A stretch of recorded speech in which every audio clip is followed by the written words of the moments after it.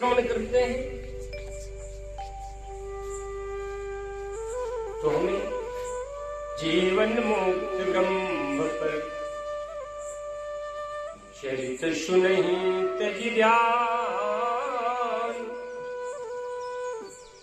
जो न करहि चरण रति तिनके पासा। जो जीवन मुक्त मुनि है, ब्रह्म प्राप्त मुनि, जो सिद्ध मुनि है, वो भी भगवान राम की कथा को, हरि चरित्र को, हरि लीला को ध्यानावस्था छोड़कर भी सुना करते। इस कली काल में अगर कोई शांति चाहे, कोई भगवान की, उसे क्या करना चाहिए? राम कथा ही, रामचरित्र ही, राम का गुण इस कलयुग में पाप को नष्ट करने में समर्थ। देखिए, रामचंद्र के भजन बिनु जो चह पद निर्वाण।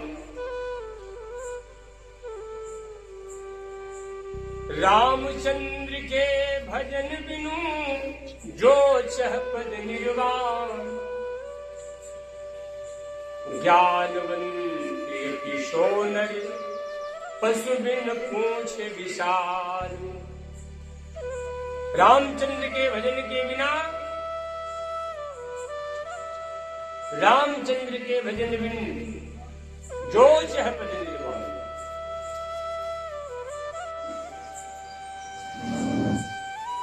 रामचंद्र के भजन बिनु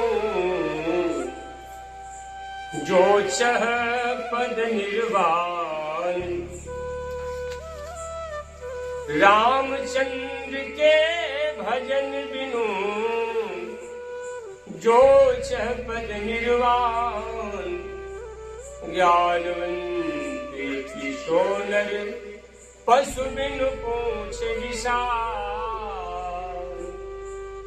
रामचंद्र के भजन के बिना कोई भी अगर निर्वाण पद को चाहे, ज्ञान से भरा हुआ प्राणी भी, ज्ञान से भरा हुआ प्राणी भी बिना सिंह और पूंछ के पशु के समान है।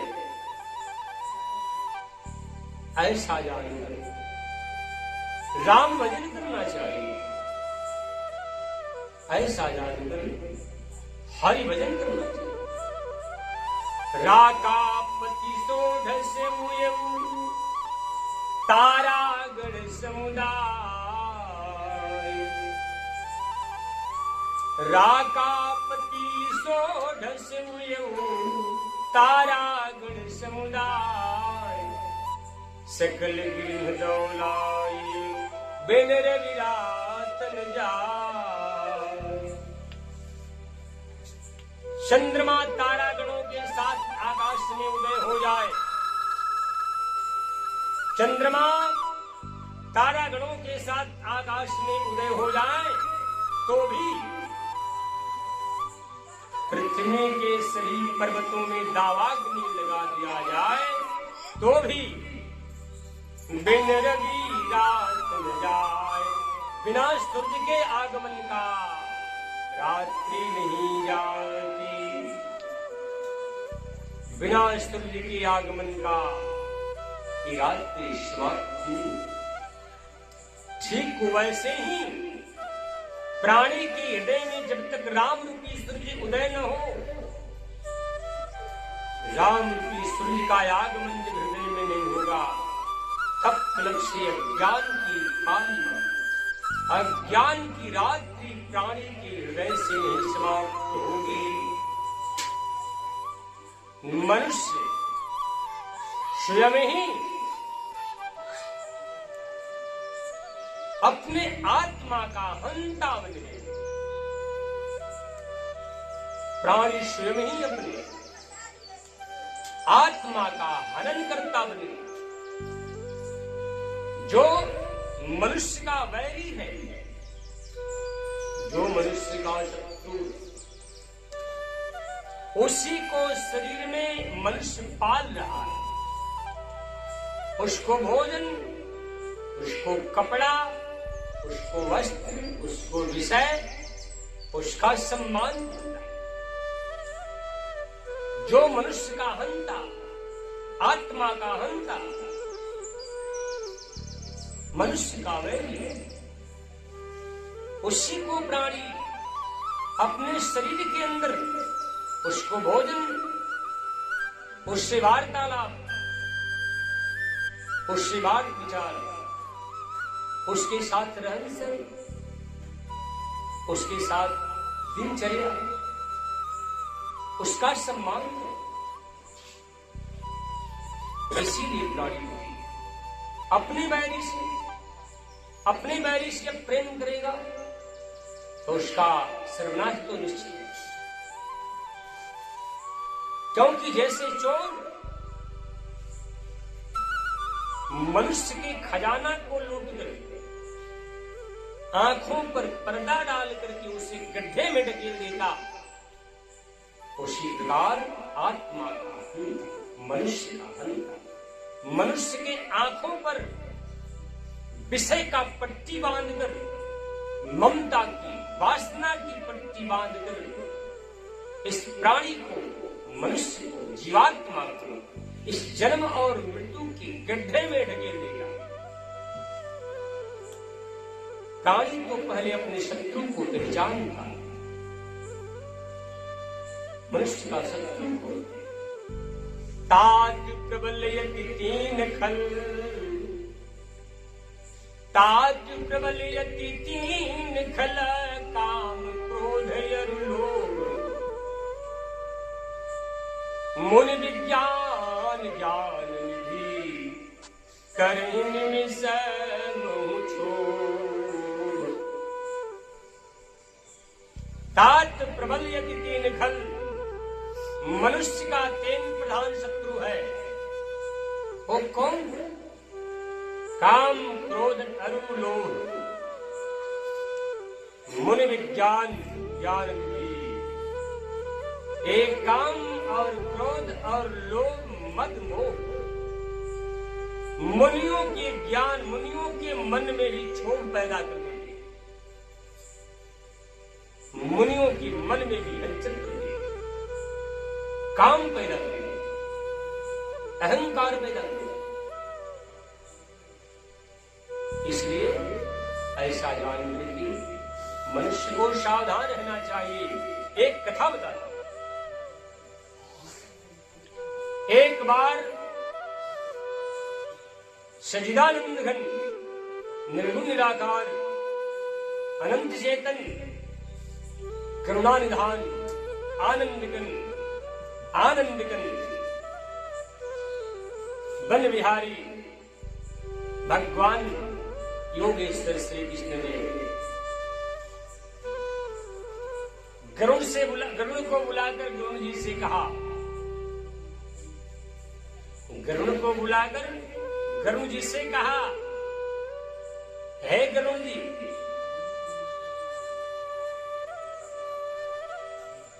एक काम करो, हमें कुछ फूल चाहिए।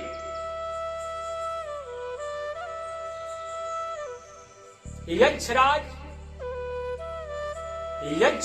कुबेर जी के सरोवर में जाइए। यक्षराज कुबेर जी के सरोवर से हमें सुगंधित कमल का फूल लेकर आइए। गरुड़ जी को अपने गति का अभिमान था,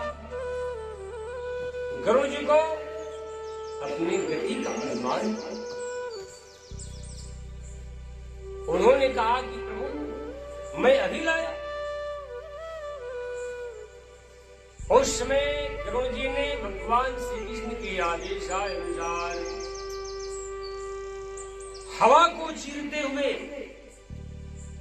गंधमादन पर्वत पर हवा को चीरते ही गंधमादन पर्वत पर गए, कुबेर जी के सरोवर में गए।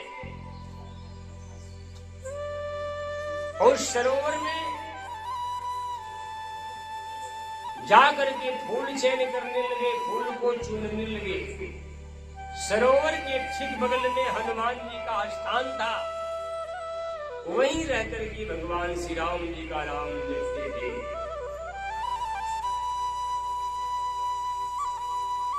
जब फूल का चयन करने लगे गरुड़ जी, उस समय हनुमान जी ने देखा कि अरे ये सरोवर तो कुबेर जी का है, एक कौन है जो बिना पूछे फूल चुन रहा? सामने गए, बोले भाई तुम कौन, किससे पूछ कर फूल चुन रहे हो, किसने मांगा ऐसा साहस आपने किसी? हनुमान जी से गुरु जी ने कहा, भगवान श्री कृष्ण द्वारिकाधीश मदन मुरारी बाल मुकुंद भगवान श्री कृष्ण ने फूल मांगा। अच्छा, श्री कृष्ण ने फूल मांगे, किससे पूछकर चुन रहे हो? तो गुरु जी ने कहा कि भगवान के लिए, भगवान को पुष्प ले जा रहा हूं, किसी से पूछने से क्या तात्पर्य, क्या मतलब? कोई आवश्यकता नहीं किसी से पूछने, क्योंकि फूल मैं भगवान को ले जा रहा हूं। हनुमान जी ने कहा ठीक नहीं किया, ठीक नहीं किया आपने। क्रोध आ गया हनुमान जी को और पकड़ करके गरुड़ जी को अपने कांख में दबा लिया। गरुड़ जी को पकड़ करके हनुमान जी ने अपने कांख, दाहिने कांख में दबा लिया। क्रोध के मारे द्वारिका और द्वारिका की तरफ बढ़ने लगे। भगवान श्री कृष्ण ने हनुमान जी को बड़े वेग से द्वारिका की ओर देख करके सभी द्वारिकावासी संतुष्ट, हाहाकार। चक्र सुदर्शन ने कहा भगवान से कि प्रभु अभी इसको रोकता हूं, कौन है? चक्र सुदर्शन ने भी अपना साहस लेकर हनुमान जी के सामने आए। हनुमान जी के सामने चक्र सुदर्शन खड़े हो गए। ठहरो, कहां जा रहे हो? हनुमान जी ने कहा तुम कौन, हमें रोकने वाला? हटो सामने से मेरे। चक्र सुदर्शन ने कहा मैं क्यों हटूं, आज तक तो कोई हमें हटा नहीं सका। हनुमान जी को क्रोध आया, चक्र सुदर्शन को पकड़ लिए और बाएं कांख में दबा लिया। क्रोध से लाल हनुमान जी द्वारिका की ओर बढ़ते जा रहे हैं। तब तक भगवान श्री कृष्ण ने अपने पत्नियों से कहा, रुक्मिणी, सत्यभामा, जामवंती आदि सभी नारियां बगल में 8 मेन पटरानियां बैठी हुई। अपनी पटरानियों से, रुक्मिणी आदि धर्म पत्नियों से भगवान श्री कृष्ण ने कहा, हनुमान जी आ रहे हैं और यहाँ सीताराम का दर्शन अगर उन्हें नहीं हुआ तो द्वारिका को सागर में डूब। इसलिए प्रिय, मैं तो राम बना, लो मैं राम बना, तुम में से कोई राधा बन जाए, सीता बन जाए। लो मैं राम बना, तुम में से कोई सीता का रूप बनाकर मेरे वाम भाग में बैठ जाए। भगवान कहते कहते राम के रूप में उस आसन पर विराजमान हो गए। लेकिन पटरानियों में से कोई भी पटरानी सीता का रूप नहीं बना पाई, सीता का रूप नहीं बना पाई कोई भी। इसलिए भगवान ने कहा बनो बनो, इतना विलंब क्यों, जल्दी बनो, हनुमान जी आ रहे। कोई राधा का स्मरण किया। राधे है तुम कहां आओ। राधा का नाम लेते ही राधा सीता का रूप बना करेंगे। राधा का नाम लेते ही राधा सीता का रूप बना करके भगवान मधुसूदन, केशव भगवान, नारायण भगवान प्रभु के वाम भाग में ए सीता का रूप लेकर के ए राधा विद्यमान हुए। प्रेम से बोले सच्चिदानंद भगवान की, राधा कृष्ण की।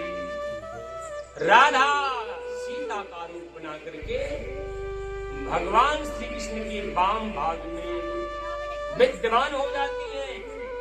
उस समय जब राधा विद्यमान हो गई तब तक हनुमान जी का पदार्पण हो गया। हनुमान जी आए, आसन पर विराजित सीताराम को देख करके साष्टांग दंडवत करते हैं, चरणों में गिरे। हनुमान जी का क्रोध सीताराम के दर्शन से शांत। भगवान श्री कृष्ण ने हनुमान से कहा, अर्थात भगवान श्री रामचंद्र जी ने हनुमान से कहा, हे श्री कृष्ण राम बन गए हैं आसन पर द्वारिका। भगवान श्री रामचंद्र जी ने हनुमान से कहा, उठो हनुमान, उठो, मैं अत्यंत प्रसन्न हूं। हनुमान जी से भगवान ने कहा, श्री कृष्ण जी ने कहा, हनुमान ने बताओ कि तुम्हारे कांख में क्या है, तुम्हारे कांख में क्या है। हनुमान जी ने कहा, एक पखेरु पक्षी है, छोटे पक्षी है। कुबेर जी के यक्षराज कुबेर जी के सरोवर में एक फूल चुन रहा था, हमारे पूजा में विघ्न कर दिया। जिसको ज्ञान नहीं दे फूल कैसे चल गया। इस बाम कांख में क्या दबाए हो हनुमान जी? दाहिने में तो पक्षी है, क्षुद्र है, अल्पज्ञ है, कुछ जानकारी नहीं। लेकिन बाम कांख में क्या दबाए हो? तो भगवान श्री रामचंद्र जी के शब्दों पर हनुमान जी ने कहा कि ये एक चक्र सा खिलौना है, हमसे प्रभु बीच में टकरा रहा था।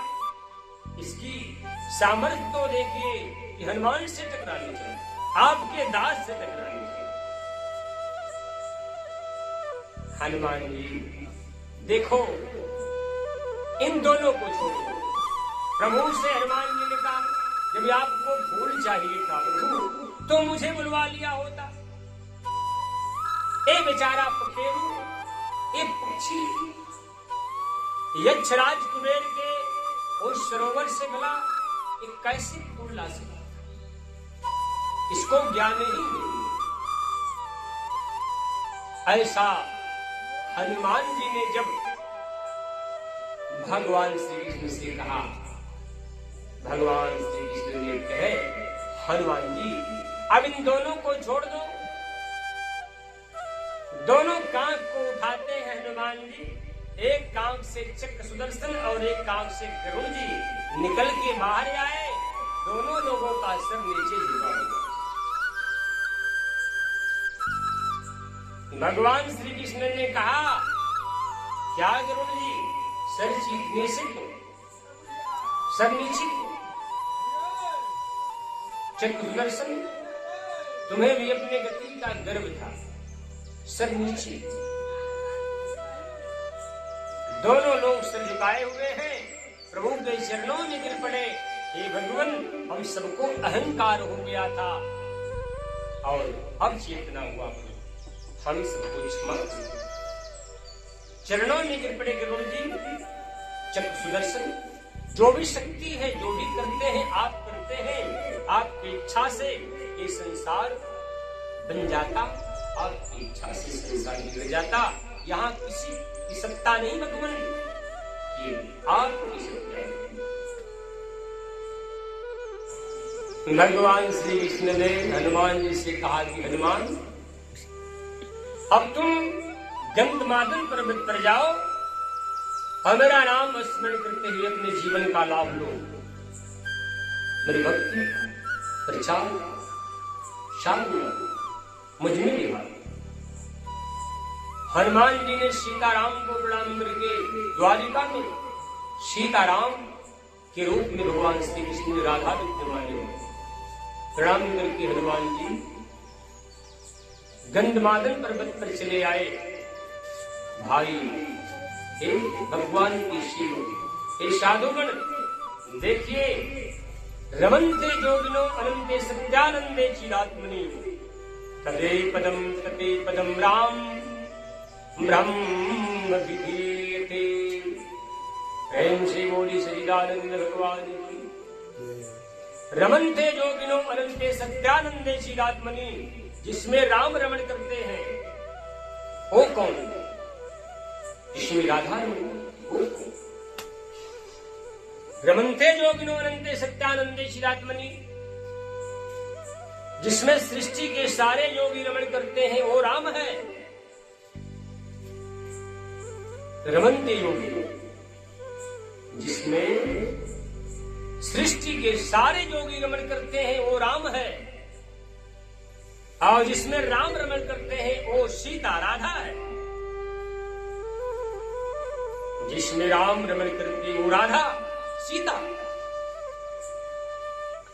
सृष्टि के जोगी जिसमें रमण करते वो राम है, जिसमें राम रमण करते वो राधा है, वो सीता है। एक कभी न बोले सीता का ही रूप है राधा, राधा ही सीता, सीता ही राधा। इसीलिए गोस्वामी तुलसीदास जी ने स्पष्ट रूप से कह दिया ईश्वर की दो पत्नियां हैं। ईश्वर की दो पत्नियां भगती माया भगती सुनो तुम दो, नारी वर्ग जाने सबको। माया भगती सुनो तुम दो, नारी वर्ग जाने सबको। भगवान की दो पत्नियां, एक माया और एक भक्ति। माया भक्ति सुनो तुम दो, नारी वर्ग जाने सबको। एक माया और एक भक्ति, ईश्वर की दो पत्नी। पुनि रघुबीर ही भगति प्यारी, माया खल नर्तकी विचारी। भक्ति के साथ भगवान रमण करते हैं और माया उनकी दासी दरवाजे उनकी इच्छा से चलायमान होती, जगत को बनाती, जगत को पालती, जगत को नष्ट। ये सीता, ये राधा अद्भुत है। इसी में राम रमण करते, इसी में राम विहार करते, इसी में सदा रहते। श्रुति कहती है भगति सानु,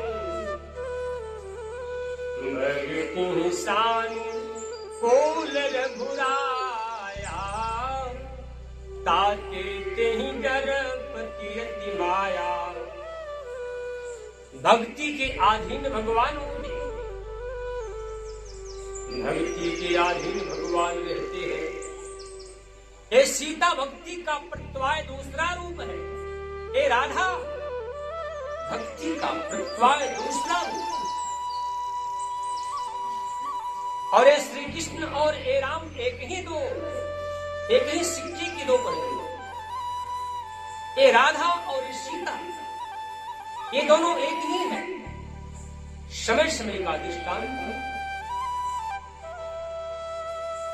कृष्ण और राधा, सीता और राम, ये दोनों ये अपने हैं।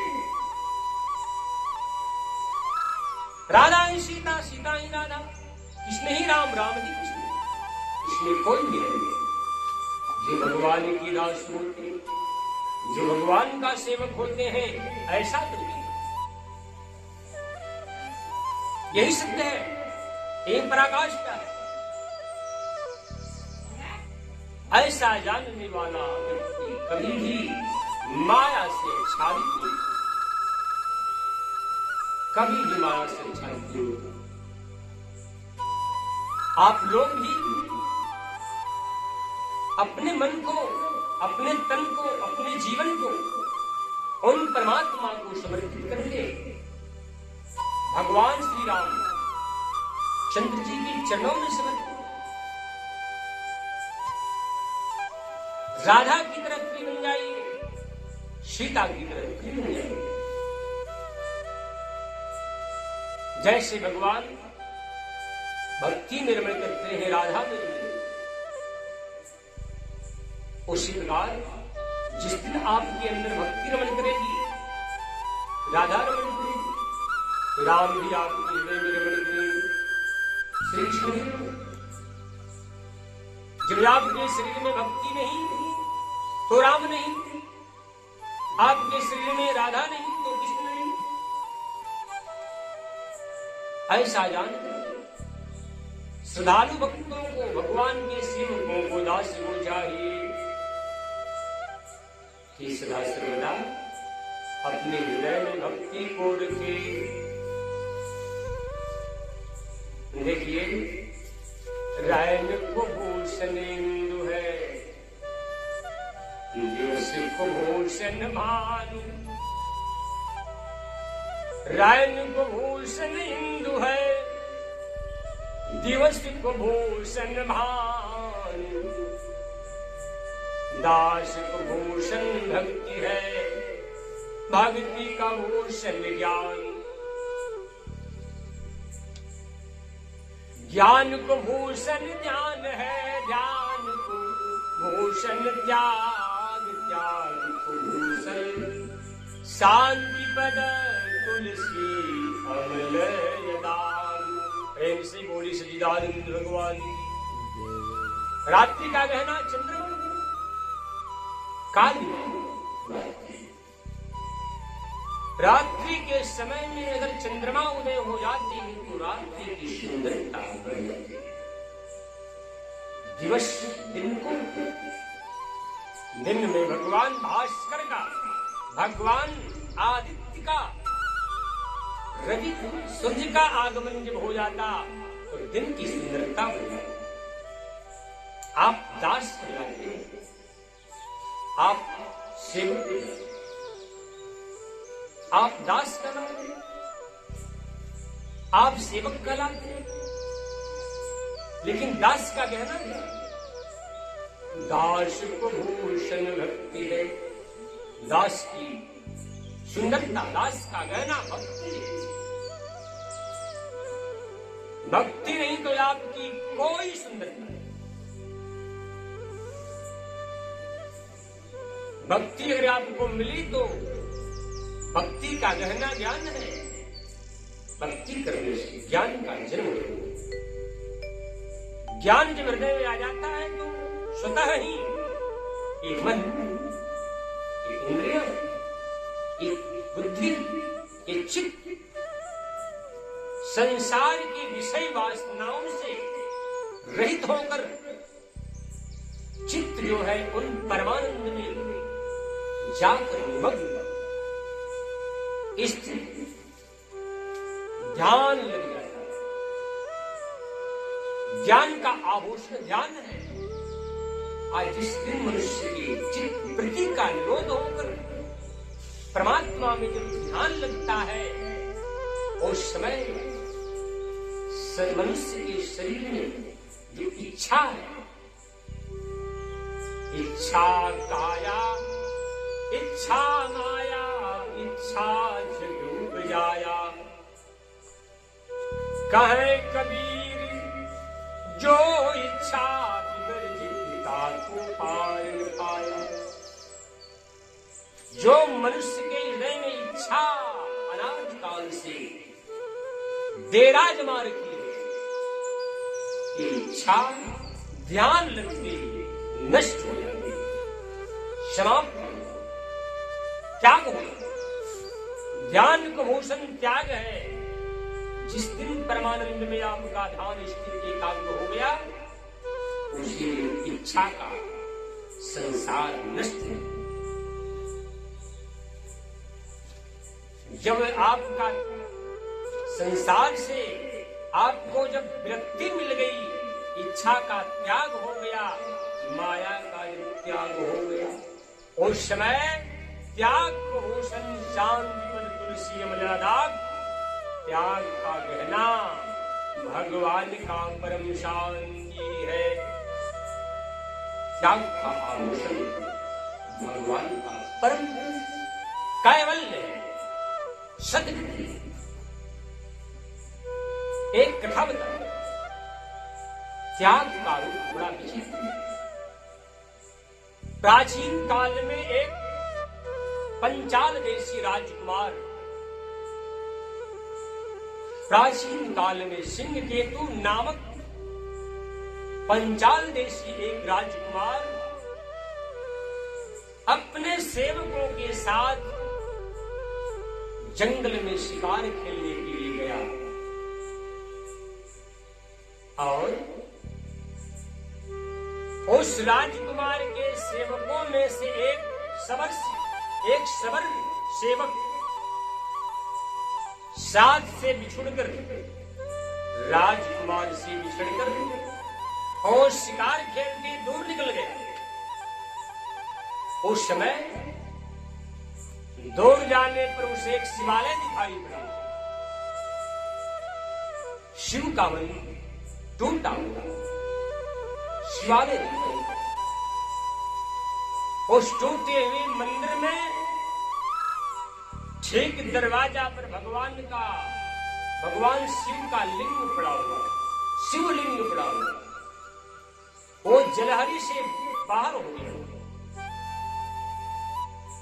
और शबर सेवक ने जब भगवान के शिवलिंग को देखा,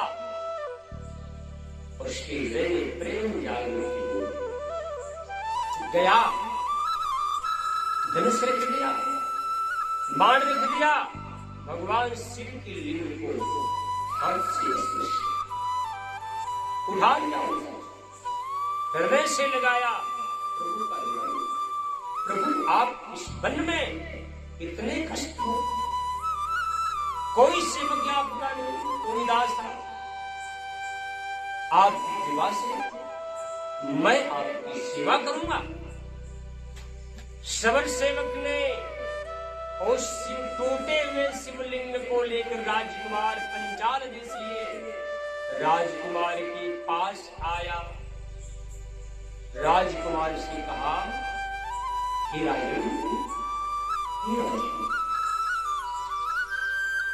भगवान शिव का एक टूटा हुआ लिंग मुझे एक शिवालय में मिला, वन में मिला। हाथ जोड़कर आपसे कहता हूं, इनकी पूजा का विधि बता दो। इनकी पूजा कैसे की जाती है, कैसे करो, क्या विधि है? राजकुमार ने षोडशोपचार के साथ अंत में चिताभस्म चढ़ाने के लिए राजकुमार ने सबर सेवक को षोडशोपचार के साथ अंत में चिताभस्म चढ़ाने के लिए कहा। देखो भाई, भगवान शिव की पूजा धूप, नैवेद्य, अगरबत्ती, पत्र और पुष्प आदि जल से करना और अंत में श्मशान आज चिताभस्म चढ़ाना। चिताभस्म चढ़ाने को शबर ने भगवान शिव के टूटे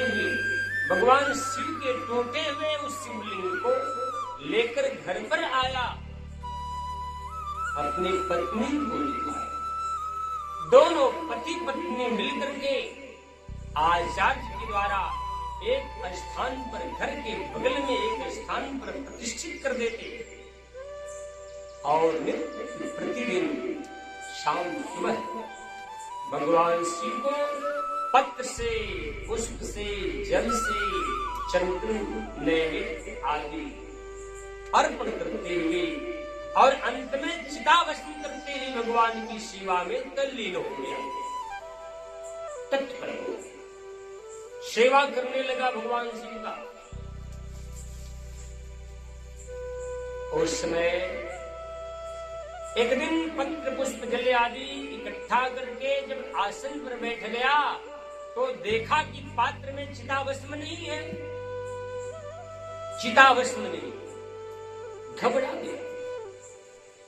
वर्षों की हुई पूजा आज मेरी व्यर्थ हो जाएगी। भगवान क्या कहेंगे कि सबर को पूरा पूजा करने, इस भील को पूजा करने चिताभस्म नहीं है, क्या मैं भगवान को चढ़ा? पूजा अधूरी रही। पत्नी से, प्रिय आज मैं शिव की, शाम में सदा शिव की पूजा मैं कैसे करूं, क्योंकि चिताभस्म आज नहीं मेरे पास। अगल बगल में ढूंढा, कहीं भी उसे चिताभस्म नहीं मिला। पत्नी से कहा, प्रिय हे प्रीत में, काश चिताभस्म नहीं मिला तो मेरे प्राण नहीं बचेंगे, मैं मर जाऊंगा। शिव के पूजा में अगर किसी प्रकार त्रुटि हुआ प्रिय, तो मैं क्षण मात्र भी नहीं जी सकता। देखिए इसकी निष्ठा, इसकी भक्ति देखिए। पत्नी ने कहा, स्वामी घबराई नहीं स्वामी, पूजा नष्ट नहीं होता। एक घर तो पुराना हो गया, एक घर पुराना हो गया। मैं इस घर में आग लगा करके प्रवेश कर जाऊंगी, मैं जल जाऊंगी। आपकी पूजा के लिए पर्याप्त भस्म आप खुद तैयार हो गए। पूजा के लिए तुम अग्नि में प्रवेश करोगी, तुम जलोगी।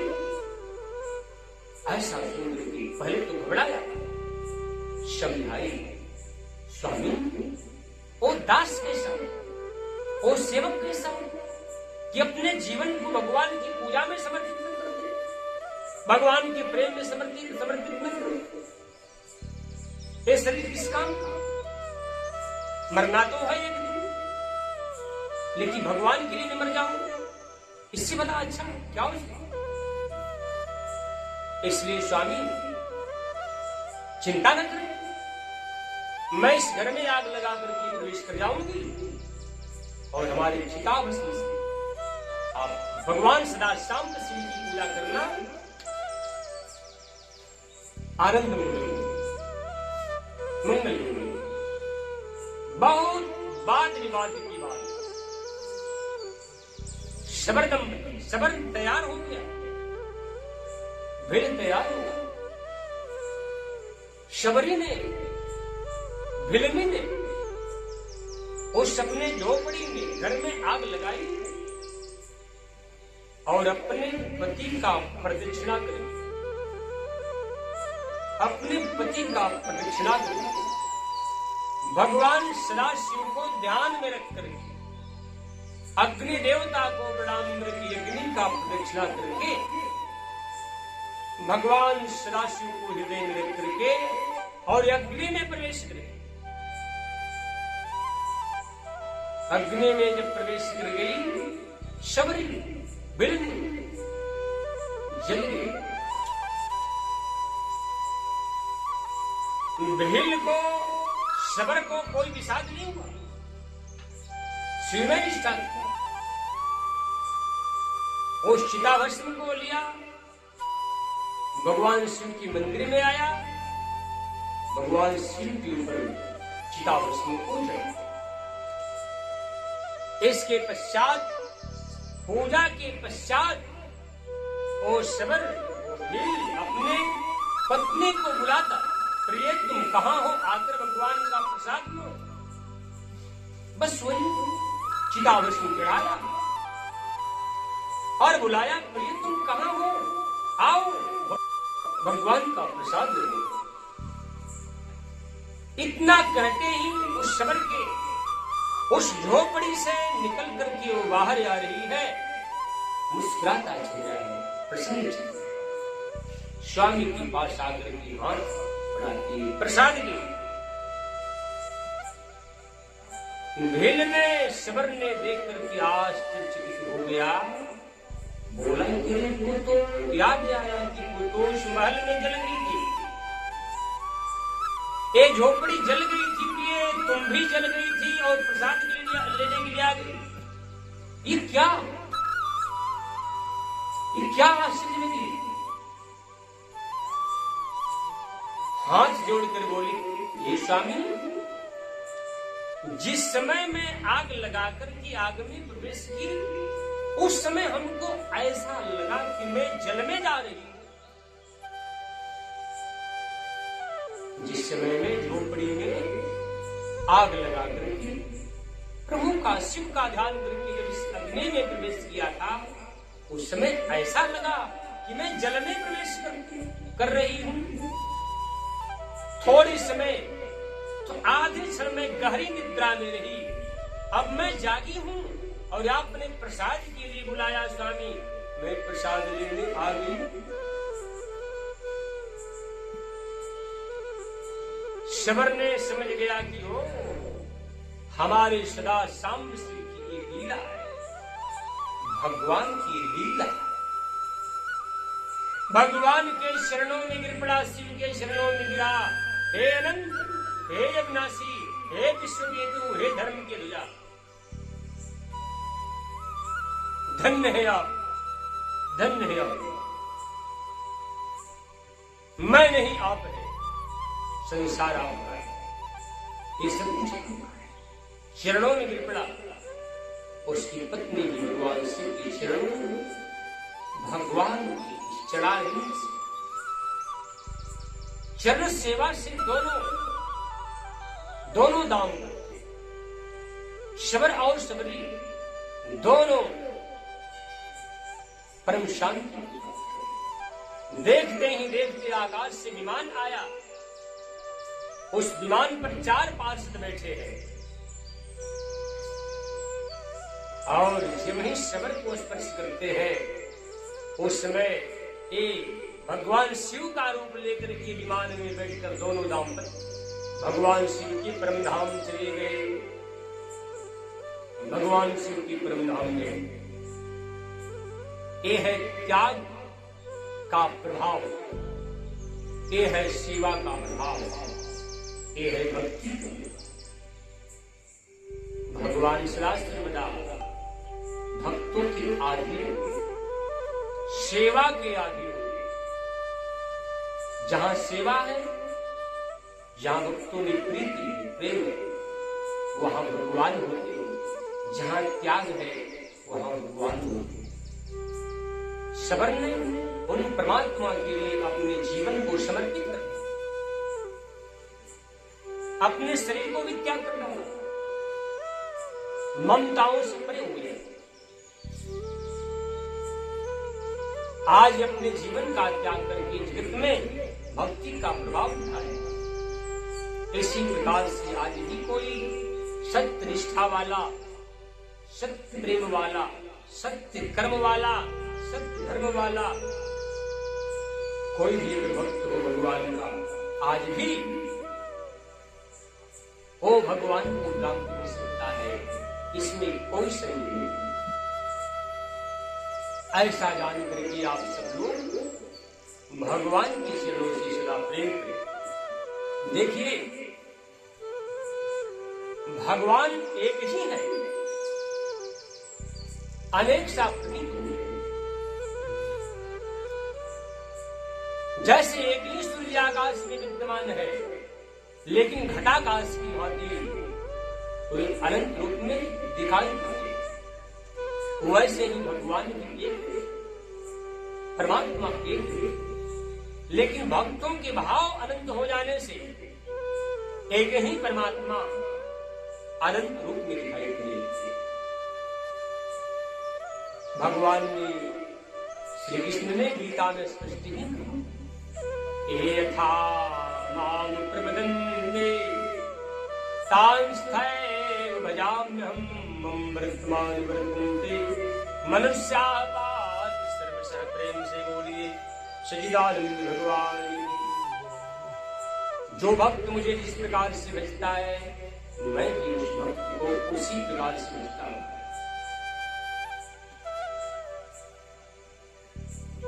हे अनंत हरि कथाय अनंता कहे सुनहि बहुविध सब संता।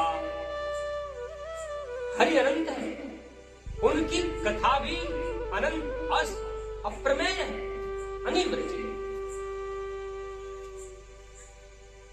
अनेकों प्रकार से भगवान की भक्ति साधु से भगवान के गुण को गा गा करके आनंद लेते। जाके हृदय भगति जस कीर्ति प्रभु प्रगट सदा तेरी। जिस प्राणी के अंदर जिस प्रकार की भक्ति होती है भगवान उसी प्रकार से उसके हृदय में प्रकट, उसकी भाव को, उसके प्रेम को देखे। जाती रही भावना जैसे प्रभु मूर्त देखी गई जैसे। कोई शक्ति से प्रेम करते हैं भगवान शक्ति रूप में दिखाई दे जाते हैं। कोई शिव से प्रेम करते परमात्मा शिव रूप में दिखाई देते। कोई राम से प्रेम करते राम रूप में दिखाई। कोई कृष्ण से प्रेम करते हैं कृष्ण रूप में। कोई सूर्य से प्रेम करते हैं सूर्य रूप में। अर्थात जैसे जिस भावना से आप भगवान को देखेंगे उसी रूप में आपको दिखेंगे।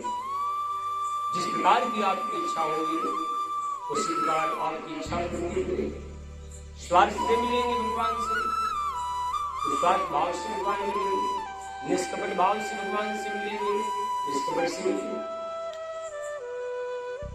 जैसा भाव वैसा दर्शन, वैसी इच्छा पूरी। ऐसा जान करके आप सब भगवान के चरण में लाभ होगा, आनंद मिलेगा, शांति मिलेगी। जीवन का दुख जन्म और मृत्यु का संस्कृति रूप समाप्त हो जाएगा। ऐसा जानने के आप लोग सदा संत के समागम में रहे, संत की शरण में रह करके और संतों को प्रणाम करके संतों से विनम्रतापूर्वक प्रश्न करके अपने जीवन को इस ज्ञान गंगा में पवित्र बना दीजिए, निर्मल बना दीजिए। प्रेम से बोल श्री भगवान।